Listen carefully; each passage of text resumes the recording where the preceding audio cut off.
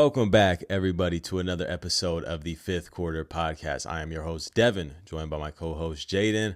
And I know we missed last week. I wasn't at my house to record on our recording days, but we are back. We're excited. We got a ton of football to go over. I know we're both pumped about that, but you guys know the drill. Before every single episode, we got pregame talk with my man, Jaden. What do you got for us today? All right, so today we got, did the Jaguars make the right decision trading up for Travis Hunter?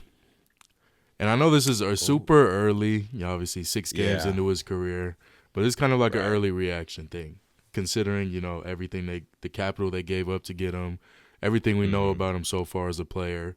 Do you think that was still the right decision? Because in the time, I think everybody looked at it as like, that's a aggressive but still a good move because they got a dynamic player in Travis Hunter. 100%. And I know he kind of hasn't really lived up to the hype, but do you think from what you've seen, it'll end up being worth it? Oh, man. That's actually a really, really good question for pregame. So if I'm not mistaken, I think they kind of swapped like some later draft picks, but obviously the bulk of the trade was they traded number 5 and then their next year first. And obviously they're a great team, looking like they're going to make the playoffs. I think they're 4-1, 5-1 right now, something like that. 4-2. So 4-2. Oh, right, because they who'd they lose to? The Seahawks this past week. So it's looking like they're going to make the playoffs. They're probably going to be picking in the 20s. So you're not really like super upset about that first round pick since it's later. But I mean, it's the NFL. You can get superstars in the 4th and 5th round. All draft picks are, valuable. But that's a good question. Do they regret it? I'm going to say them personally. I don't think they're regretting it right now. In the long run, will they? I'm still going to say no, because I do believe Travis Hunter is a superstar. He's the type of player that we have never seen. I know people like to compare, the Charles Woodsons, even the Champ Baileys of the world about the two-way ability. We've never seen a player like him that plays that much on both sides, especially in college where he received those comparisons. But now you see him doing it in the NFL, and he just had a great game, 2 weeks ago now, against the Chiefs, where he showcased that, playing, I think he played 30 plus snaps on both sides of the football, had some great catches offensively, had some solid defensive plays. And at the end of the day, you're not hearing his name on defense a ton, and that's a good thing. That's a really good thing for a corner when he's not getting targeted a bunch, when he's not getting beat on deep routes, whatever it may be. So in my personal opinion, I don't think they're going to super regret that trade, especially when you factor in this upcoming draft is not like the biggest draft in the world. Obviously, that 2027 draft is kind of the one where you want that first round pick. That's why even to kind of, move this to another team where a lot of people thought that they may regret trading a first round pick in your Atlanta Falcons. At least they didn't give up that 2027 pick. Every single team needs to hold on to that pick because that draft class is going to be nuts. But in my opinion, again, I don't think they're going to be regretting it. I do think that Travis Hunter will be a superstar in this league on both sides, honestly. I think this is crazy to say, but I think he can be a top, I don't want to say 10, I think he can be a top 15 receiver and corner. And that's at super high expectations for a player, but he's that good. He is that good. I just think the Jaguars haven't utilized him, in my opinion, the right way. And I think they will. I think once he's able to really, mold into himself, I think he'll showcase to the world that, he was taken at number 3 for a reason. He was labeled as this generational talent for a reason. And I don't think the Jags are going to be looking back and regretting that in, 2, 3, 4, 5 years time. So my personal opinion, I don't think so. I don't think they'll regret that. But a great pregame talk as always. The next bit of things that I want to get into is my Devender. I always mix it up, even though myself said that I want to say it as the Devender of the week. And this is a super under the radar player, someone that not a lot of people may even know. obviously real NFL fans do. And that's Nick Herbig from the Pittsburgh Steelers. This past Sunday, he recorded the highest overall grade from any player that played, a 94.8 defensive grade to go along with a 92.6 pass rush grade. He totaled 6 pressures and 2 sacks against the Cleveland Browns. Now I know, not a superstar team they're going against, but nonetheless, a great game. No matter the name, that is a spectacular game to put out there. And in my opinion, I think he was not the best. Again, this award is not, oh, this was the best player, but kind of someone that I just want to throw light on. You know, some weeks it may be a superstar. I mean, if Myles Garrett goes out there and gets 4 sacks in a game, he's probably going to be my Devender of the week. You know what I mean? If, I don't know, Sauce Gardner has a 2 interception game, which is very unlikely because I think he maybe has like 2 interceptions in his whole career. But, you know, if a player of that caliber has an unreal game, they'll probably win it. But it's more so just to shine light on players that necessarily aren't getting that media coverage. And Nick Herbig of the Pittsburgh Steelers definitely earned that this week, being one of the most disruptive players of the season, really, in this specific game.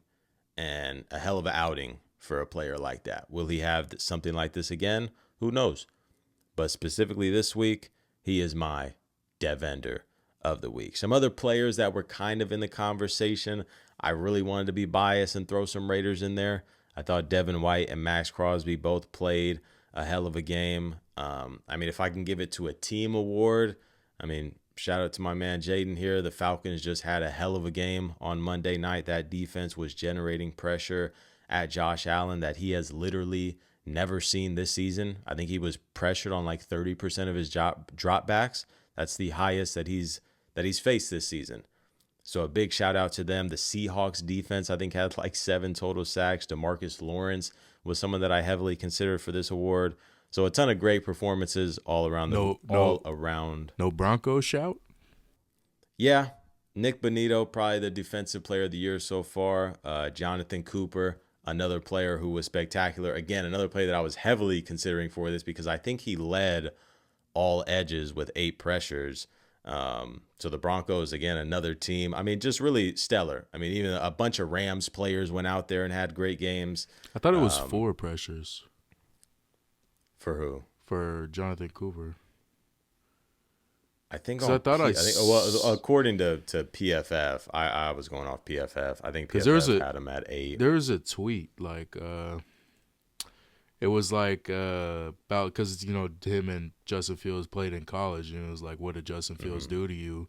But the tweet was about his stats, and he had like it said like 2 sacks, 4 pressures, and something else. And yeah, I don't know. Maybe that's something else that was charting pressures. But I'm just saying. He did. I saw it was. 4. I am checking right here. I mean, this is again according to PFF. It is 6. I was mistaking him with Jared Verse, who did have 8. Jared Verse had 8 pressures. But, I mean, again, I go off PFF for a lot of my stats. It's one of the easier sites to just check. And he got 6. So, same as Nick as the winner. But Nick just edged him out for that award. So, Nick Herbig is going to get my Week 6 Devender of the Week. Those are our first 2 topics of the episode out the way. So we'll get into the main topic, meat of the bones of the episode. My man Jaden is going to have a couple of cap or no caps for us. Shout out to the Numbers on the Board podcast. This is a topic ripped straight from them, but I obviously am giving credit, you know, going over a couple of different things around the league, and I'm going to answer cap or no cap. If you don't know what that means, let's say, for example, Jaden said, is Ashton Genty the best running back in the league? I would say no cap, right? No, you got. I have to make a statement. So like Ashton Genty is the best running back in the league. Mm-hmm. It's not a question. It's I'm making a statement. You say cap or no cap. Right. I'm not asking these like as a question. It's more like I'm putting them as a statement, and then you say cap, which is true, or no cap, which was not true. Okay. No. Cap would be not true. No cap would be true. Yeah. You're right. Right. Backwards. So with that out the way, what is the first cap or no cap you got for us today? And this is 1 of 5, just so you guys know. Question 1 of 5. All right. Or First one we got is the Broncos are comfortably the best defense in the NFL. Okay. Cap Spicy or no cap? one. Spicy one to start us out with. Comfortably. So It's comfortably. They are number one. Yeah. In my opinion, I think when you say comfortably, I think if you were to ask, I wouldn't say that's like no debate. I think you can comfortably, meaning you could still have the debate, but I'd say it's like a 70-30. You're still leaning. That's what I was gonna say. Like if you were to survey 100 NFL fans, like 50 would say the Broncos, 20 would say this, 10 would say that, blah blah blah. I wish we had more viewers. We could put like that poll on our YouTube, poll, and then see, if it's 70. You know what I mean? I think it's at least 70% of the votes. Comfortably. That's a really tough one to answer. I think if off the top of my head, their defense that are up there, the Seahawks are a damn good defense, man. A really, really good unit. The Rams have been playing some good football. Are the Broncos the best, though? Texans are up there, too. I think the Texans have allowed the least amount of points. Yeah. Texans are very underrated because I think it's very underrated for a defense to still be elite when the offense is not showing up. Because that's one of my biggest gripes with teams where it's like a loss will get like thrown on a quarterback or this and that when like the defense has allowed, they've gotten 3 or 4 consecutive stops, and then the other side won't continue to produce. So I think the Texans are definitely up there. Are they comfortably? I'm gonna say no cap, because I think if you were to ask me, I would be like, yeah, I would go Broncos. I think if you were to have just phrased who was the best defense in the league, I would have said Broncos. Like not necessarily no question, but I would have landed on Broncos as number one, and obviously talked about the other teams that I just recently mentioned. So I think when you say comfortably, I think I would, because again, if we did pull that, if we had a bigger audience, which that'll be something in the off season once we get the following up there, but I think a large portion would rank the Broncos. If we put a poll of like 4 teams and it was Broncos, Seahawks, Rams, Texans, off the top of my head, that might be the top 4. I think the Broncos would have a large percentage of the votes. So for this first one, I'll go with no cap, especially considering, they have the defensive player of the year right now. And I think it's his award to lose. I think it's not even like an overreaction type of thing. I think Nick Bonito is playing the best of any defensive player He's this year. Damn good. Yeah. Wish I had a player like that on my team. Yeah. He's a stellar athlete, stellar player. So yeah, I'll go no cap for that. What do we got next? All right. The next one is Drake May is the best quarterback from the 2024 draft class. Cap or no cap? This is a good one. This is something that's been talked about on Twitter a lot over the past few weeks. Let me reword this to start, because let me reword, because I think if I reword this, it'll be better. At this point, Drake May is the best quarterback from the 2024 draft class. So until right this now, point, like as a quarterback right now, like Jaden Daniels, it's safe. He's like his stats are gonna look way better than Drake May's like for a career, but just everything they've done up until this point as a quarterback right now, he is the best quarterback from the 2024 draft class. So if I was ranking quarterbacks, essentially, who would I have ranked higher? Basically, or just are basically. You saying it more like who would I take? Because it could go into different things. It's kind of just everything, I guess. Just overall. Yeah. I think I get it. Trust me, I was a big Drake May guy coming out of Jaden knows this. I didn't think that Drake May should have fell past 2. I think we both were on that side. I think we both believed that the Commanders should have took Drake May at 2. So I've been a big Drake May guy, since he's came in the league, which is obviously only 2 years now. But I think I simply can't ignore what Jaden Daniels did last season and the fact that he is still playing really great football despite, being injured and missing 2 games. I think he's missed this year, maybe 3. I think he's missed If 3. I'm not mistaken. Is it Have 3? they had their bye week yet? Let me see. They're 3-3 right now. No. He has missed 2. Is it only 2? Yeah. Because I was looking at his Pro Football Reference. I just know they're not gonna update the game he played today on there, and he played 3 games already. Okay. So it is 2. He missed the Falcon and the Raider game. Right. And ironically, both our teams. Thankfully. And I think he's still, playing great football at the end of the day, even despite the injury. I mean, just going off, some counting stats. I mean, in 4 games this year, 875 passing yards, 7 touchdowns.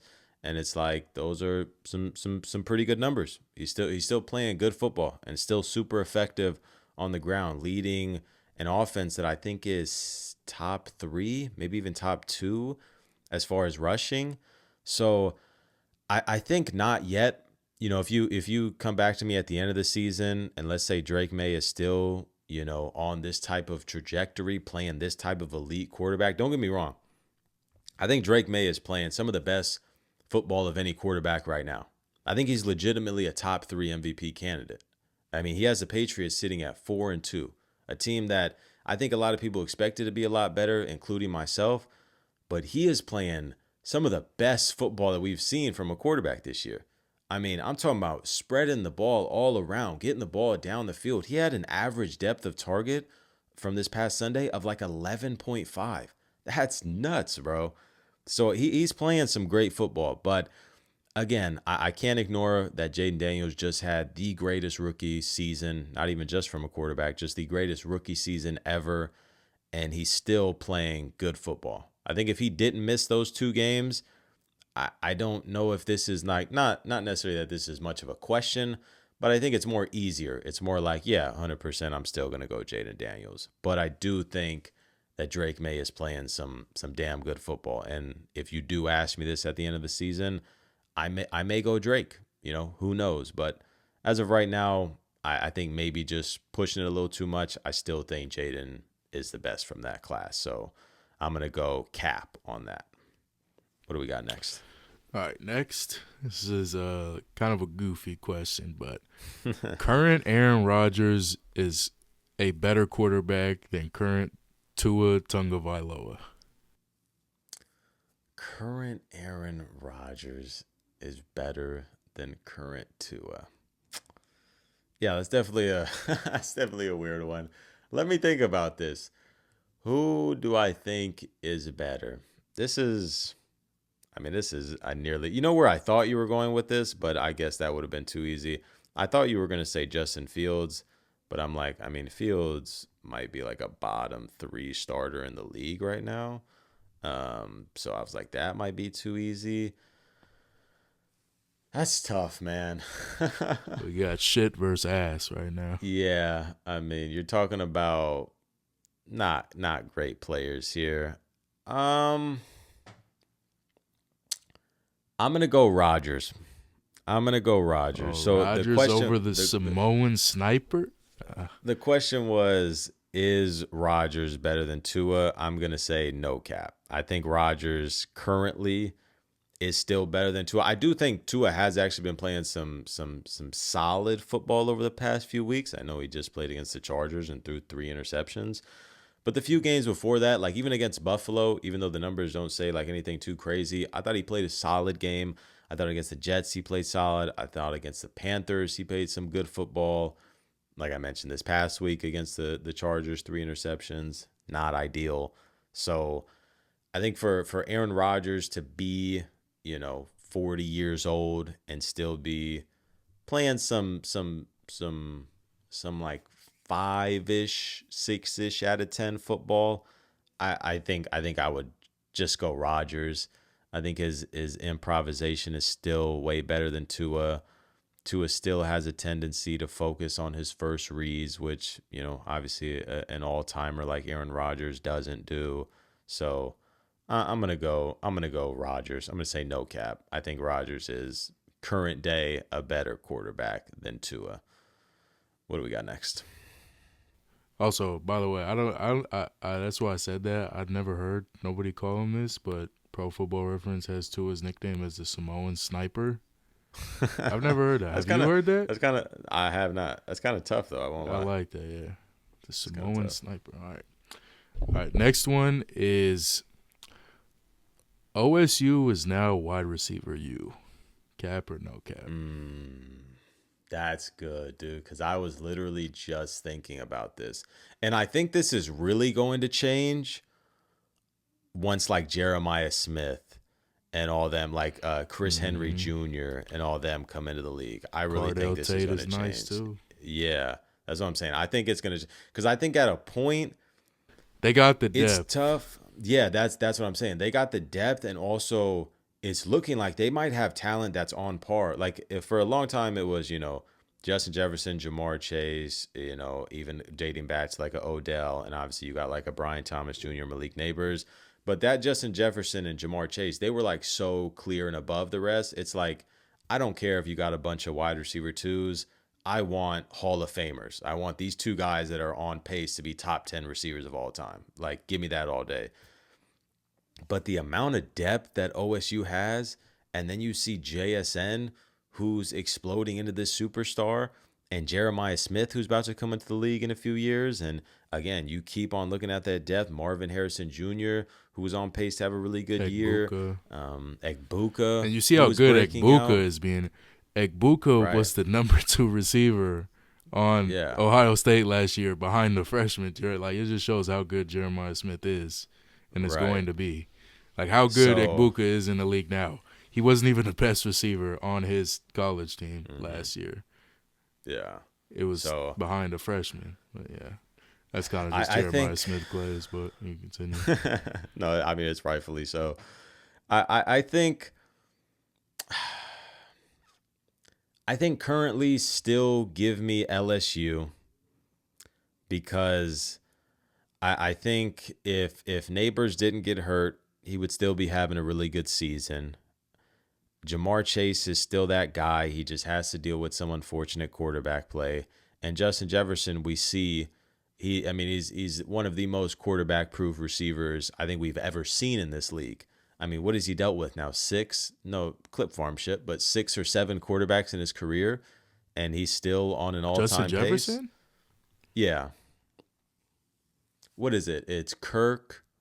I'm trying to think here. Carson Wentz, J.J. McCarthy.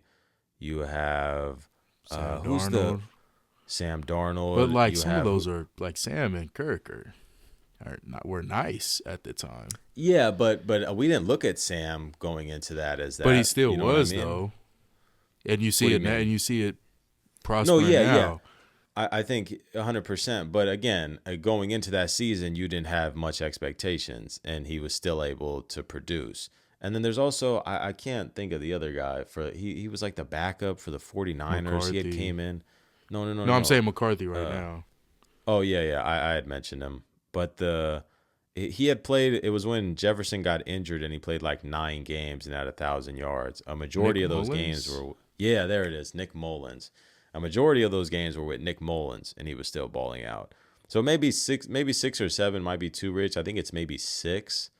I don't know if it's 7. I know it's 5 for sure, but I feel like there's probably a 6th that we may be missing.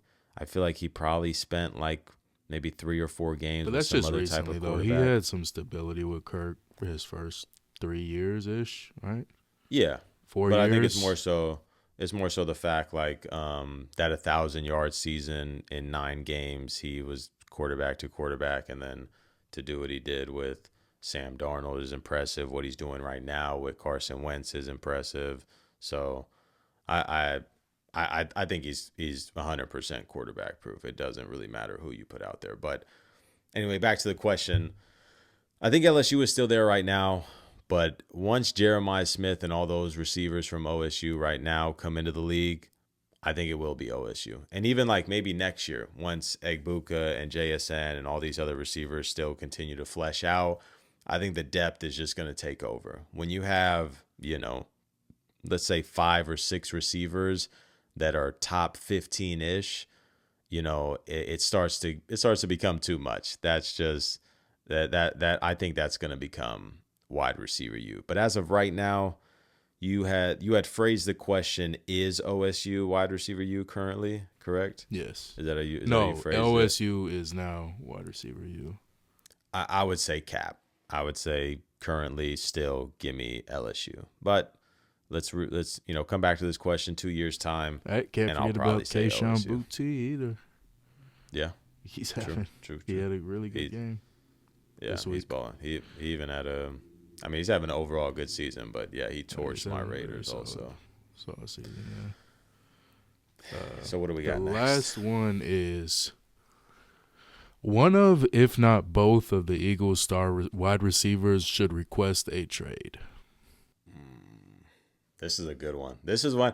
Speaking of this, I can't wait to once we approach the trade deadline. We're gonna do a trade deadline video where me and Jaden both come up with some trades that we could see happening. So we could potentially even mock up something like this. But that's a good question because that's what the media is all talking about. This Eagles offense is really bad, and Jalen and essentially, teams are forcing the Eagles to throw the football, and it's working.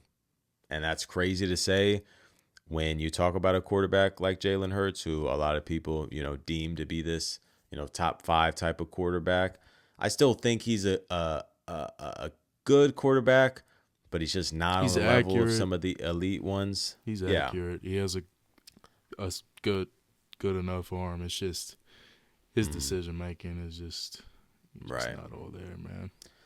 And I think the media and the amount of kind of just havoc that is going on in that organization is really affecting a lot of this. You know what I mean? When you see an A.J. Brown and a Devontae Smith frustrated, that can definitely go into, play-by-play, decisions where it's like you have a receiver open, you're overthinking it, then you end up overthrowing him or underthrowing him, and then it affects the game. That's the difference between wins and losses.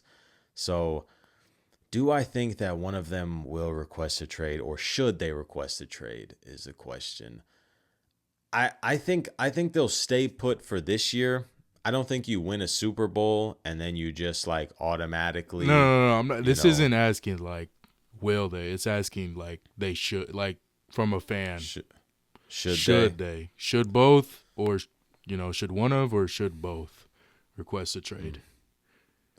If you were in their shoes, I guess. See that's tough, man. It's not really predicting like will they or will they not. It's more of just should they, straight up. Like no stipulations. Should they want to play on another team? They got their Super Bowl ring, Yeah, it's a really tough, they tasted victory. A lot of them, or I want to say Devontae got paid. I think both of them have got the best of both worlds, where they've gotten paid, they've gotten the Super Bowl, they've even gotten the numbers. A.J. Brown has been an All-Pro. Devontae Smith, if he hasn't, he should have been a Pro Bowler by now, multiple-time 1,000-yard receiver. I don't think he's made a Pro Bowler. That would make sense because he's like kind of one of those guys on the tier, like a T. Higgins type of thing. But he's Pro Bowl caliber. And I think at the end of the day, every player is on the field because they want to contribute to winning, and a receiver's job to contribute to winning is to catch the football. Obviously, there's a lot more that goes into that. You got to run your routes. You got to block for the running backs. You got to do everything like that. But you want to help your team as much as you can. And when you're not a focus of an offense, when you are elite as these guys are, especially when you look at an A.J. Brown, who, in my opinion, I still think he is that level of player, but I thought he was a top 5 receiver, and he's just not being utilized like that. So should they request a trade from a fan's perspective? I feel as if A.J. Brown has had his ups and downs in Philly. I would say no cap on A.J. Brown. I think AJ Brown is in a situation where it feels like he's disgruntled. It feels like he's not being he is not being utilized to his fullest potential. He's not being shown that he's on a level of a Justin Jefferson or a JSN or a Jamar Chase or an Amon-Ra when he is 100%. No matter what the stats say, he is on the level of those guys. He's just not being targeted and not being a focus in this offense like he should be. So, in my opinion, yeah, no cap. I think A.J. Brown should request a trade. On Devontae's side, I would probably say cap. I don't think he should. But as far as A.J. Brown, yeah, it seems like as much as the money and the winning is important, he wants to contribute to that. He wants to get his numbers. That's just what it is. Getting his numbers allows him to get paid more. Yeah, So, I think he honestly cares more about his own numbers than winning. Yeah. And sometimes I don't actually can't believe that, but I mean at the same time, I think he does. Like I think Yeah. he wants to do his. I think he wants to be, Yeah. a And 1,500 yard sometimes receiver every year, like he could be. I can't really blame people for that. I know people have the discussions going back and forth. Oh, you should care about winning Super Bowls over everything. Man, if I worked my whole life and I'm a receiver and I feel like I'm the best in the league, man, I want to prove that. I want to go out there and get 1,800 yards and 15 touchdowns and make an all-pro and be the highest paid receiver. I want to do that. Like, Super Bowls are cool, 100%. That's what you work for. But if you're telling me I'm going to win a Super Bowl while not putting up my numbers and not getting paid like that and not having the leverage on these contracts, man, at the end of the day, bro, I'm trying to, set up my family and future generations, bro. Let me get the ball, dog. Let me show what I can do. And it'll also help out your offense.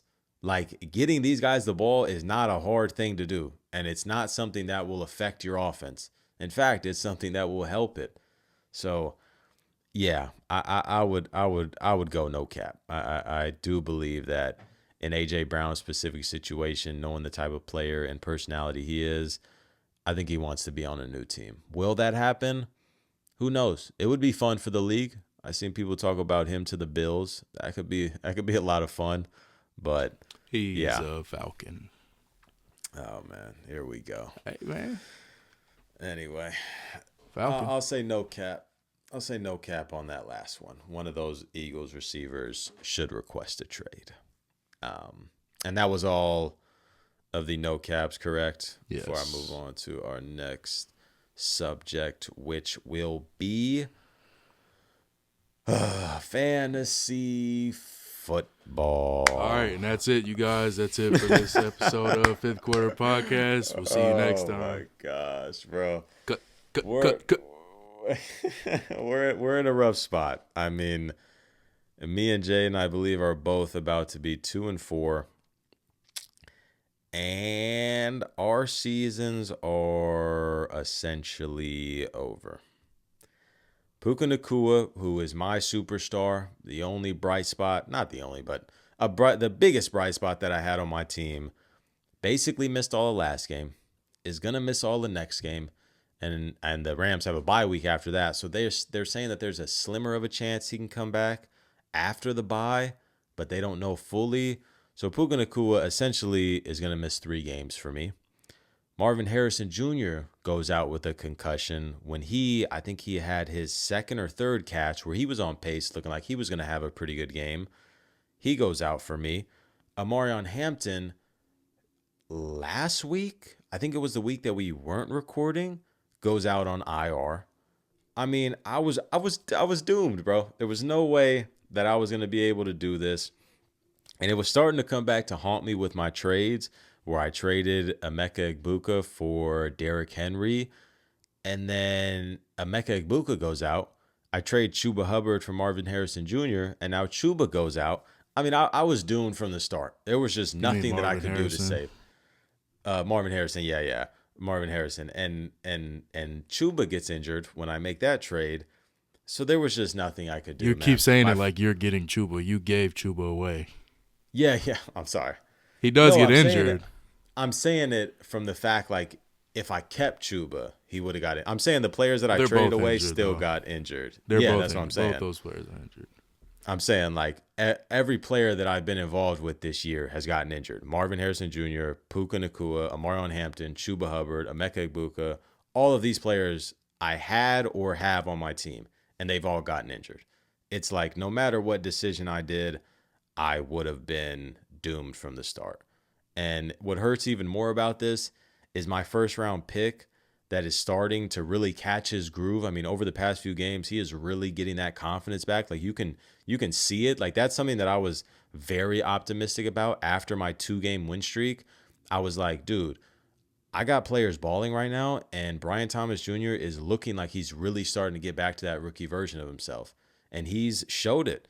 You know, against Kansas City, he had a solid 4 for 80, and he had an opportunity, I think, 2 times that game where he got an end zone target, and it was like one of them was the pass interference on like the second to last play of the game. And then another one I think was earlier in that game, maybe like the second quarter-ish. I can't fully remember, but I'm like, BTJ is really starting to become a focus of this offense. And then you see it again here against Seattle where he goes 8 for 90 and a touchdown. He had a 57-yard touchdown get wiped away, which was, I mean, like somewhat you can just say a fluke because it was like right off the defender's hand and popped up to him. But at the end of the day, that's a 6.7 plus 6, a 12.7 play that I missed out on. He could have been a 35-point player. Now, I still would have got smoked regardless. I put up 102 points with 2 of my players exiting in like right after the first quarter. So, I mean, my team still tried, I guess. I just so happened to play an absolute demon who had JSN, Baker Mayfield, Dallas Goedert, Josh Jacobs, and Broncos defense. And the week was pretty much over before it started. So I'm about to fall to 2-4. Next week, I have Derrick Henry on a bye. I'm probably going to have to start Bam Knight. Puka Nakua is out. Marvin Harrison Jr. is questionable. DJ Moore is questionable. I don't know what I'm supposed to do. And then the week after that, Marvin Harrison Jr. and Brian Thomas Jr. are on a bye. All 3 of my receivers, I mean, Puka is out regardless, but Puka's out.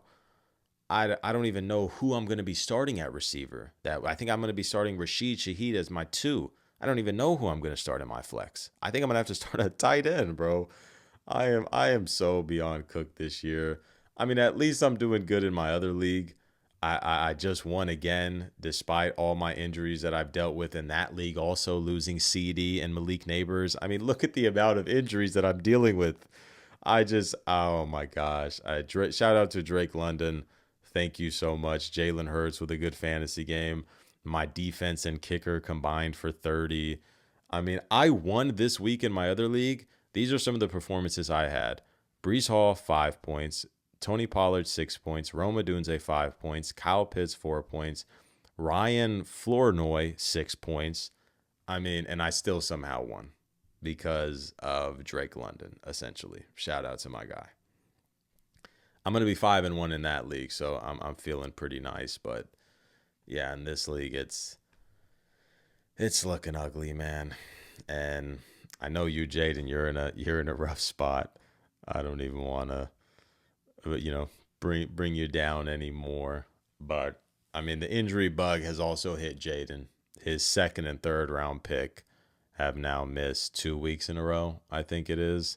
So we are in a rough spot. I think it's safe to say we're looking forward to next year. And I think my approach next year is going to go running back early and wait on my receivers. That's my takeaway. I'm going to go running back maybe first, receiver second, and then try to grab my steals later on. Because I don't understand it. I'm just the injury bug. Anybody I draft is gonna just get murdered on the field. I'm so done with fantasy. Is Lamar Jackson the most valuable player in the NFL? That's a good question. I think he is. Personally, I don't know. So because of how bad they've looked. I mean, I don't know. last I 2 think weeks. it's also tough because They played two tough defenses last 2 weeks, I guess, to be fair. But I mean, like, every not other only game that up until though. that point, they put up like what, like fucking 30+ points. They were the number one offense Yeah, until he got hurt, and now they're like the worst. yeah, and not only that, he is like obviously a one of one. Where it's like I even heard the commentators and people on Twitter making good points of this. Where it's like it's so hard to change your offense when you're going from, Lamar Jackson to Cooper Rush. It's like your whole like you can't like just create a whole new game plan for Cooper Rush. You essentially just have to take out certain plays and like, all right, we're gonna run this, maybe we tweak this, maybe we do this, but it's like it's a whole new thing that you have to get used to. And it's like you can't run your normal schemes that you think you can. You know what I mean? So yeah, I don't know. I think he is though. I think he was the most valuable player this year or last year, and I think again he would have been the most valuable player if their defense was not the worst in the NFL. But Not even like a war base, just straight up most valuable player.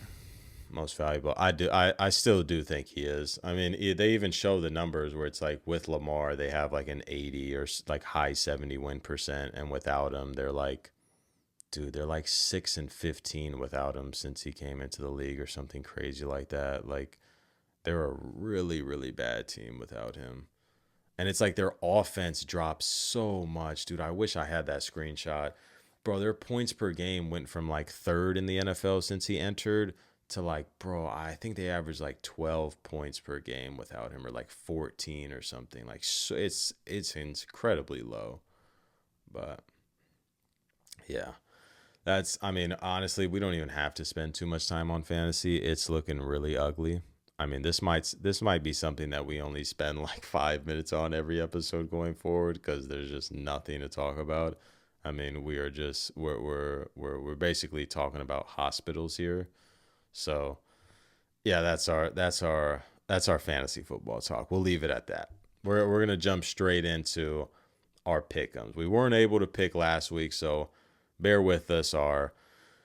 Our rankings and overall records, they're going to be a little bit off. They're going to be a week off going forward. Not a week off, but like as far as like games, like total games at the end of the season, every single week going forward, we're going to be a total of 14 games off. So bear with us. But Jaden holds a six game lead over me still, and this week the most that I can make up is a 2 game lead because we only differ on 2 games, and that is the Thursday night game, which is the Steelers Bengals, which is going to be a ton of fun, I guess.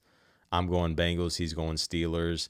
And then the other one that we differ on is the Vikings Eagles. I am going to go with the Vikings in that game, and he's going with the Eagles. But besides that, I mean, every single thing else we I'm actually pick gonna switch a similar. pick. Okay. I mean, I like this for me. What do you got? I'm gonna go Bengals over Steelers. No, I'm joking. All right, come on, bro. No, I'm going Browns over Dolphins now. Oh, I like that. I like that, especially with their defense. But Defense good is really Lord, that good. They got Quinshawn. Lord, that offense is rough. Dude, I texted this. Dude, I did not really. I mean, I don't know if I'm going to tune into any Browns games this year, really. I cannot believe they had Dylan Gabriel throw the ball 52 times. I mean, obviously, they couldn't get their run game going, but my goodness, bro. 52 times in his, what is that, his second start? Or third start, maybe? No, second start? Bro, that is crazy, bro. But all right, you're switching to Bengals. So now you're switching to Browns. Sorry about that. You're switching Browns. So now we got 3 picks. So now I'm rooting extra heavy for the Bengals, Dolphins, and Vikings. We got to look at our locks, see if we got anything that we really like. And if you want to, I mean, we can do something on the fly here if you want. We can start. I know you had mentioned about the locks previously. we can start like actually taking the locks seriously and having like a lock count for like 2 points. But that's the thing. Like, the point of that was like, if you get your lock wrong, you don't get any points. Like, so the way I was thinking of it as is you only get points for the teams you lock. You're not picking every game in a week, obviously. I mean, if you get to the end of the season, you fucking obviously you want to lock every game to make up ground. But yeah, if you're only confident, say 2 games, you only lock 2 games. But if you get one of those locks wrong and the other one right, it doesn't matter. You don't get any points. Right. And then like the extra point was for like if I lock against your lock, then that's going to be double points, so stuff like that. So it really wouldn't really make sense just to give double points for the locks. Yeah. Because it was because it was like you could a mid-season that it wouldn't make sense. And also it was like it's kind of like a draft. Like we can't both lock lock the same team. It was whoever got to pick first locks that team. If there's an easy matchup that week, they're lucky they get to pick first, and you know what I mean. True. That makes sense. That's something we might. There's consider. Not really many locks this week, anyways. Maybe one. Yeah, because I'm looking at it. I think maybe 2. Locks. Yeah, I don't know. I mean, honestly, I think the biggest lock that I have is I'm almost locking every single game against the Titans. I know they just fired Brian Callahan finally. Can't forget about the interim head coach. Look, interim always wins their first game. Always. Yeah. But isn't it like an 80% win rate or something like that, or high 70s on interim head coach's first game? Is it really that high? I think I remember seeing this. It could be completely wrong. I feel like I've seen that like a couple years ago. On Twitter. That could make sense because off the top of my head, if I'm sitting here thinking like, let me see. The Raiders won their first game with Antonio Pierce. I mean, everybody think back on it like everybody. Yeah, does. The Colts won their first game against the Raiders when they had like Jeff Saturday, I think, coaching. No, not Jeff. Winning Saturday. with Jeff Saturday. Yes, it's Jeff Saturday. Bro, that was the craziest like firing and coach hiring ever because he wasn't even in the organization when they hired him. He was like a CBS analyst. Yeah. That one was so. And he won his first game with Matt Ryan. I hate the Raiders. Yeah, that was when Matt Ryan had like that 40-yard scramble. Dude, I hate the Raiders so much. Yeah, that's a good point, but I don't think anybody has been as bad at this as the Titans in one. The Titans are a really rough football team. And a lot of that does have to do with coaching. Because I do think that they have players on their team. But my goodness, that is so bad. I think they just need to clean house, bro. I think it's bigger than the head coach, man. I think they have to really, offensive line coach, DBs. That statistic was completely made up. I don't know where wait, hold on. Maybe it was a betting thing. They're 15-4 against the spread since 2014 in their first game. But since 2010, they are. Is this updated? I guess it probably is. Since 2010, they're 17-15. I mean, they have a positive record. 17-15 in their first game back. Yeah. Well, knowing now it's not 80%.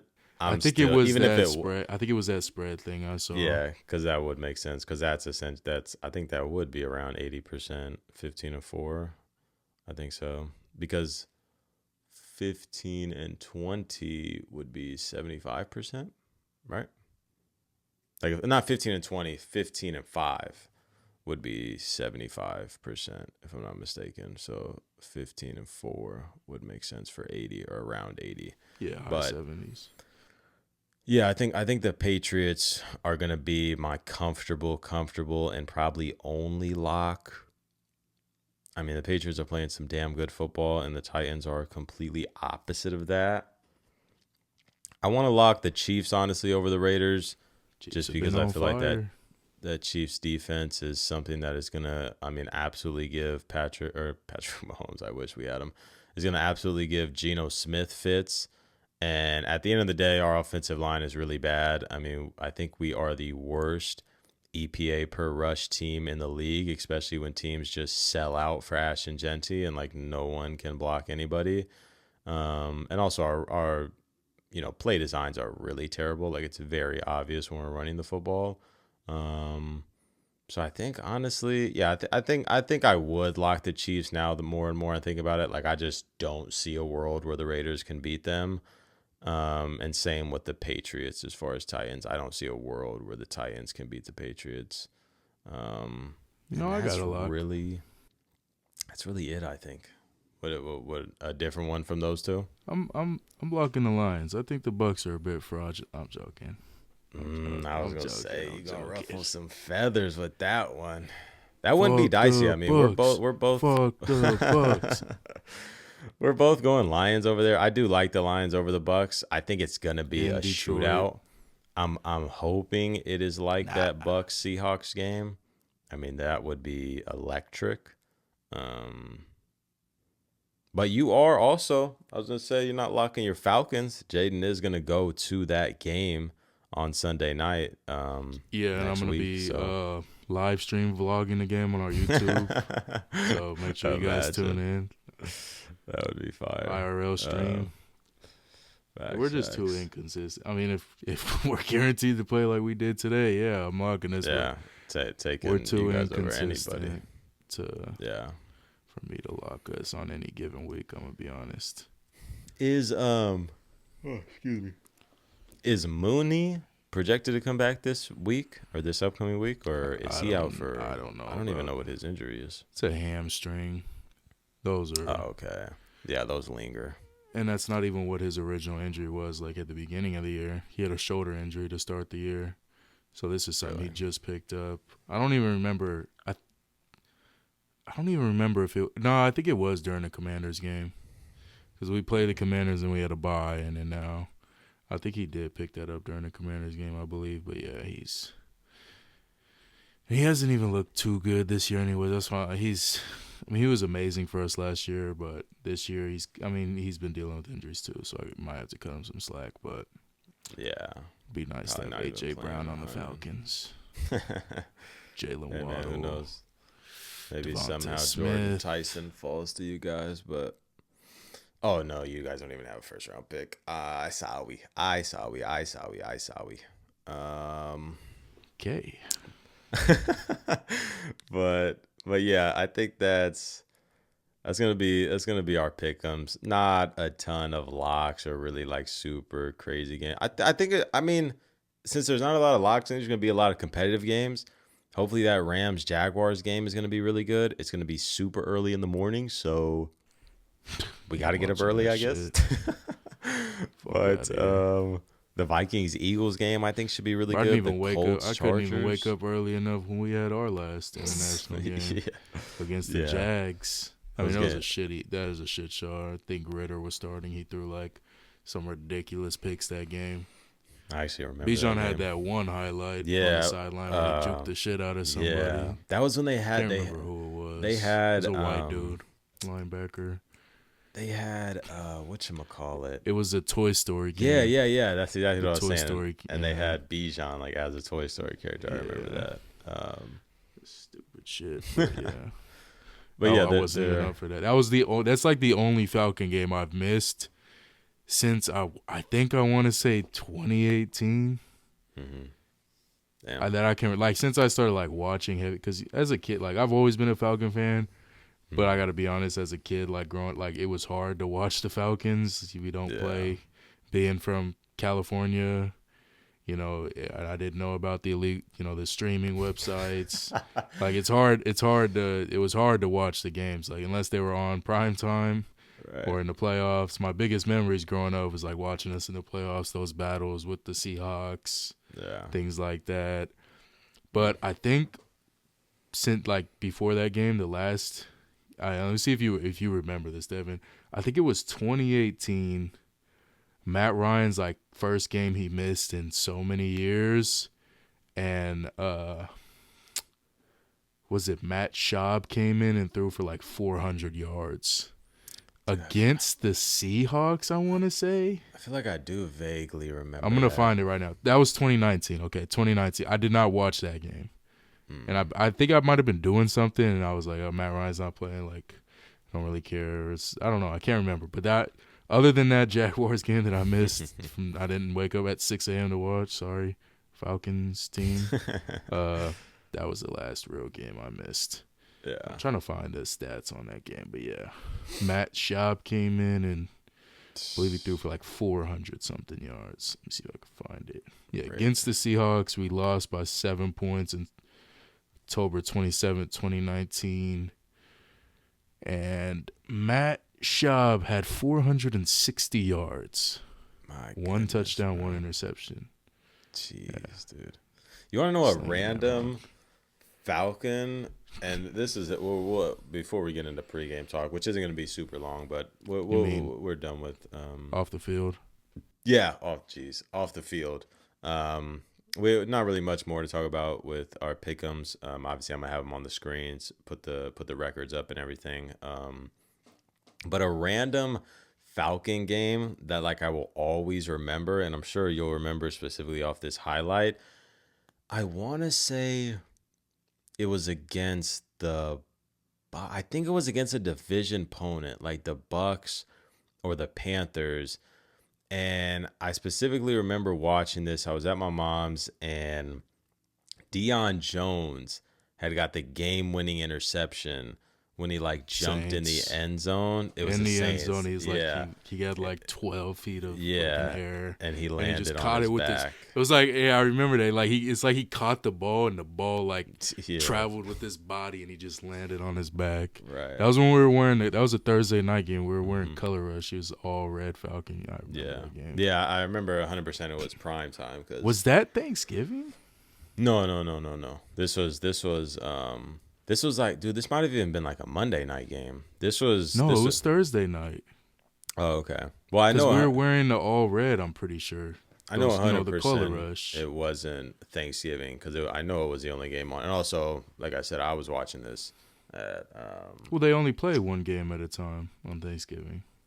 No, they but play I'm saying, a couple, but I'm saying like I would have 100% watched the other games, and again, I mean we would have been, or I would have either been somewhere like at my dad's or over here for Thanksgiving. I know 100, I want to even say it was like, I mean I guess Thanksgiving is during school, but I want to say it was like a day. That's the first thing that comes up. I look up Deion Jones and it's that highlight, like a Reddit post. Yeah. But it's a game with the interception on Drew Brees. That will always. Bro, like look at the clip. It's like the ball was coming so fast. It's like the air on it just. It's such a slow pick and pull. Bro. Yeah, it's crazy. Yeah, I remember that too. Yeah, it was Thursday night. I don't think it was Thanksgiving. There's no indicator way that this is Thanksgiving. No way. I don't think it was. Don Terry Poe, Brian Poole, Devondre Campbell. Look at that team. Some real throwback. I was for Devondre Campbell. Was really like that. Made that all-pro team. He been like that, man. All-pro team in Green Bay. But, yeah, that's all the sport topics that we're going to get to today. We'll finish this episode off with a little bit of off the field. Really, the only thing I want to talk about today, I just went and watched The Long Walk. I went and watched that last Wednesday, and that was one of the better movies I have watched in really the past few years. I mean, I did not expect that movie. I was going to the movies with a friend, and I was deciding between two different movies that I want to watch. We wanted to go watch a horror movie. And it was either, I want to say it's Good Boy. It's the new horror movie that's like from the perspective of a dog, or it was The Long Walk. And obviously I've seen, different reviews on both. People talk about it, people talking about them, the different ratings and whatnot. And I was like, I think I would just simply enjoy The Long Walk more. I also thought, I mean, this was just strictly from the trailer. I might even still go check out Good Boy like on my own. But I thought that it kind of looked like somewhat of a little bit lower quality. So I was like, I'm going to just go watch The Long Walk. I think it'll probably be a better overall movie. So like, why not? We'll go see that one. And I did not expect that at all. I did not expect this to be one of off of a first watch, one of my favorite movies. I mean, I don't know if it's gonna land in my top 10 or whatever it is, but I mean, off the top of my head, dude, I cannot wait to rewatch this movie. I mean, it was such a different but simple, plot as far as these people. I mean, the gist of it is just walk or die. You are signing up for this thing and you are walking with 50 other people. And if you can make it the whole way and be the last person walking. Hey, spoilers. I mean, I get it. I don't want to spoil anything too much, but I mean, it's a pretty simple premise. You walk all this thing, you win, you get a bunch of money, or you get a wish, I should say. If you stop walking, you die. But the amount of emotion that they had in these characters, and the fact that you cared about every single one, and all they were doing was walking and talking, it's crazy. Like they're like 20, 30 minutes into this movie, I'm like, I can't believe that only one person survives here. Like I can't, like I want like 5 or 6 people to win. Like in my head throughout this movie, I'm like, please somehow, some way, they do a thing where like they stop walking at the same time, and like somehow they win, and everybody's good. I guess that's a spoiler. That doesn't happen. You just spoiled it. There's not like 6 winners. There's a Come spoiler on, for dude. Another spoil. What the fuck? But this movie was incredible. They got a bunch of actors that you probably have never heard of, and they did amazing. They did amazing. I cannot wait to rewatch this movie. And anybody who has seen it, I'd love to hear your thoughts about it, because I thought it was a great movie. I thought it was amazing. And even speaking of more horror movies, because me, Jaden, even other family members, friends, we're all big horror movie watchers. We like a lot of horror movies. And The Black Phone 2 is coming out this Saturday. That's one that me and Jaden are going to go check out, and potentially some more people if they end up wanting to come. And we both thoroughly enjoyed the first one, so I'm pretty excited to watch this second one. It looks like it's pretty significantly different than the first one. The first one was kind of more simpler, kind of just, a grabber type of thing where he gets, trapped in this guy's basement type of thing. Spoilers? But this that's not a spoiler, bro. That's in the trailer.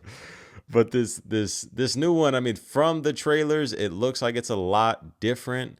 It doesn't look like it's something as simple as that, which could be a good thing, could be a bad thing. Who knows? I'm still excited to go watch it. So yeah, a lot of horror movies coming out, a lot of good movies coming out. Even in December, there's a few Avatar. Good movies. Yeah, Avatar, bro. There's Avatar. Isn't Marty Supreme coming out in December with Timothy Chalamet? That one I'm super excited to watch, dude. I don't even know what that is. You haven't seen that one? The played by Timothy Chalamet, like the biopic type of thing. I'm pretty sure No. that's the let me see. I don't think I've seen trailer or anything for that movie. Let me see. Yeah, Marty Supreme. When does it come out? Let me see the release date. Yeah, it comes out on Christmas. Dude, you got to look at that trailer, bro. I mean, people are talking about it as far as like after this performance. I mean, it's like a no-brainer that Timothy Chalamet is going to go down as one of the best actors of all time, and that's one that I'm stoked to watch. But I feel like there's a few more that I'm even missing that are supposed to come out in 2025. But 2026, as everyone knows, is the year of cinema. My goodness, we're going to have so much off the field to talk about. I mean, The Boys, Invincible, Avengers, Spider-Man. I'm sure I'm missing a bunch of other things. Dune, another Avatar movie. I mean, even like GTA 6, like, bro, so much stuff is coming out. Isn't the that just got teased? Isn't the Wolverine game coming out next year? Like, oh my goodness, 2026 is gonna be so amazing.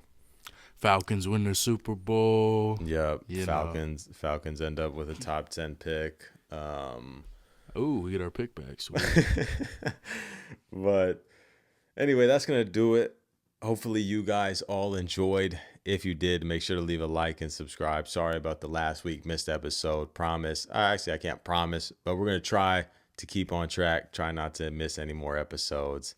Like I said, if you did enjoy, make sure to leave a like. Make sure to rate us 5 stars. And make sure to subscribe. Make sure to suggest to a friend if you enjoyed this pod. Anyway, we're out. Peace.